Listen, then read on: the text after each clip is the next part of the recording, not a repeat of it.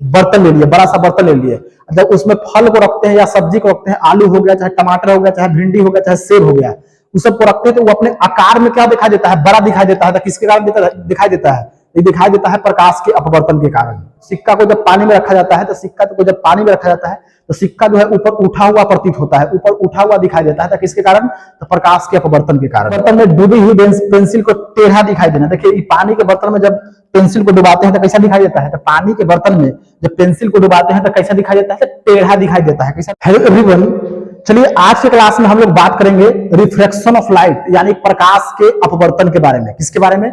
प्रकाश के अपवर्तन के बारे में। तो प्रकाश के अपवर्तन क्या होता है?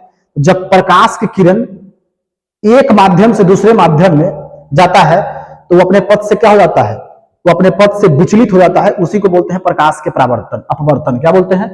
प्रकाश के अपवर्तन। कि जब प्रकाश की किरण एक माध्यम से दूसरे माध्यम में जाता है, कहां पे जाता है? एक माध्यम से दूसरे माध्यम में जाता है, तो वह अपने पथ से क्या हो जाता है? विचलित हो जाता है। उसी को क्या बोलते हैं? उसी को बोलते हैं रिफ्रैक्शन ऑफ लाइट, यानी प्रकाश के अपवर्तन। When a ray of light passes from one medium to another medium, deviates from its path, and this is called refraction of light. इसको क्या बोलेंगे? रिफ्रैक्शन ऑफ लाइट बोलते हैं। आइए इसको समझते हैं। ये देखिए क्या है? ये है पहला मीडियम, मान लीजिए ये है पहला माध्यम, ये क्या माध्यम है? ये है दूसरा माध्यम। तो जब प्रकाश से किरण जो है एक माध्यम से दूसरे माध्यम में जाता है तो वो अपने पथ से क्या हो जाता है? वो अपने पथ से डिविएट हो जाता है, यानी अपने पथ से विचलित हो जाता है। तो उसी को क्या बोलते हैं?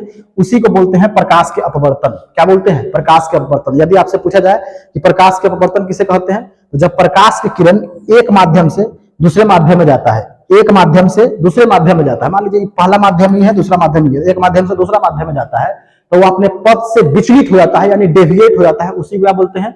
उसी को बोलते हैं प्रकाश के अपवर्तन, रिफ्रैक्शन ऑफ लाइट। देखिए अगला टॉपिक है रिफ्रैक्शन इन एवरीडे लाइफ, यानी दैनिक जीवन में अपवर्तन। दैनिक जीवन में अपवर्तन क्या होता है? आइए देखते हैं इसको एग्जांपल से। यहां से क्वेश्चन रहता है एग्जाम में।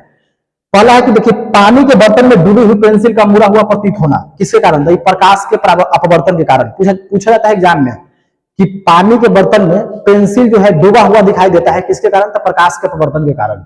फल और सब्जी को पानी में डूबे होने पर उनका आकार में बड़ा प्रतीत होना, किसके कारण? तो प्रकाश के अपवर्तन के कारण। किसके कारण होता है? तो प्रकाश के अपवर्तन के कारण होता है। सिक्के को पानी में डूबे होने पर ऊपर उठा हुआ प्रतीत होना, किसके कारण? तो प्रकाश के अपवर्तन के कारण। जैसे डायग्राम में देखिए, यहाँ पे सिक्का रखा हुआ है, सिक्का जो है ऊपर, सिक्का को जब पानी में रखा जाता है, तो सिक्का को जब पानी में रखा जाता है तो सिक्का जो है ऊपर उठा हुआ प्रतीत होता है, ऊपर उठा हुआ दिखाई देता है। तो किसके कारण? तो प्रकाश के अपवर्तन के कारण। दूसरा उदाहरण क्या है कि पानी के बर्तन में पानी के बर्तन में डूबी हुई पेंसिल को टेढ़ा दिखाई देना। देखिए पानी के बर्तन में जब पेंसिल को डुबाते हैं तो कैसा दिखाई देता है? तो पानी के बर्तन में जब पेंसिल को डुबाते हैं तो कैसा दिखाई देता है? तो टेढ़ा दिखाई देता है। कैसा दिखाई देता है? टेढ़ा। देखिए पानी के बर्तन है, इस गिलास है, गिलास में एक गिलास पानी लिए, अब उसमें क्या कर देंगे? उसमें जब पेंसिल को रखते हैं, उसमें किसको रखते हैं? पेंसिल को रखते हैं, तो पेंसिल जो है कैसा दिखाई देता है? तो पेंसिल जो है टेढ़ा दिखाई देता है।